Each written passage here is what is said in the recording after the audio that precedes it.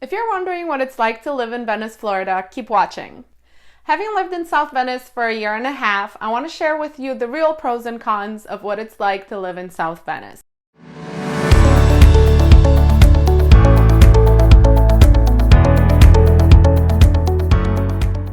I'm Kasha Banas and I'm a real estate agent with Realty Hub in Venice, Florida. This list is of location-specific pros and cons of living in South Venice. Not some generic reasons like sunshine so many days of the week or that we have bugs. So we're going to start with the pros. Those are always more fun. Number one is cost of housing. Real estate is quite a bit cheaper in South Venice than other parts of town. It is still relatively easy to find a 3-bedroom, 2-bath home in South Venice under $300,000.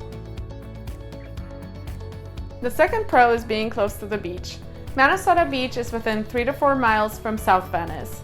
That may seem far if you're thinking there's bumper-to-bumper traffic, but that's just not the case in South Venice. It literally takes 5 to 10 minutes from your home to the parking lot at Minnesota Beach. Other beaches such as Venice Beach or Englewood Beach are within a 15-20 minute drive. The third pro is having no HOAs. This gives you a lot more freedom in how you use your property. You obviously eliminate the monthly fees and there is no worrying if parking in your camper or motorcycle is allowed. If you're more independent by nature, then South Venice might be the perfect place for you. Now we're on to pro number 4, and that's South Venice Beach Ferry. Available to South Venice residents for a small annual fee, you and 5 other guests can take a ferry to a private beach. The ferry runs every day from morning to sunset. What could be better than that? If you own a boat, you could also launch your boat from there for an additional fee. This is such a great deal when the tourists are here in the springtime and you're looking to get away from the crowds. The final pro of South Venice is the location. It sits close to the intersection of Highway 41, also known as Tamiami Trail, and 776. Tamiami Trail is called that because it runs all the way from Tampa to Miami, so it's a great connector to all the neighboring towns. Interstate 75 is literally 10 minutes away. From there you can go north towards Tampa or south towards Fort Myers, which are the closest international airports. South Venice is a sweet spot between those two. On to the cons. The first con of living in South Venice is being farther away from downtown. Downtown Venice is very pretty and it's fun to stroll down Venice Avenue and enjoy the shops and restaurants. There's not much of a social scene in South Venice, so if you enjoy meeting other people and being more social, downtown is the place to be.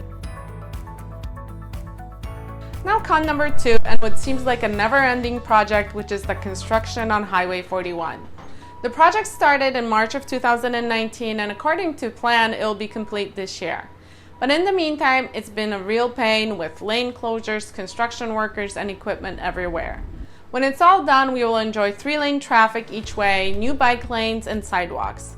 But until then, we just have to endure. The next con was a pro in the last section, and that's no HOAs. Because there are no HOAs, there's very little oversight of what goes on in front yards and such, so you never know who might move in next door and whether they will take care of their property the way that you do. If your neighbor is storing junk cars in the front yard or never mows their lawn, this might negatively impact the value and enjoyment of your property. The fourth con is that the majority of South Venice is not connected to public water and sewer, so homes have their own wells and septic.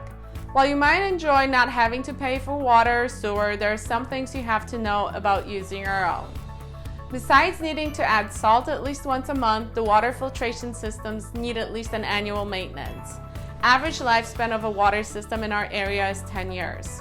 While a septic system will last anywhere from 15 to 40 years, it's recommended that it's pumped and inspected at least every couple of years.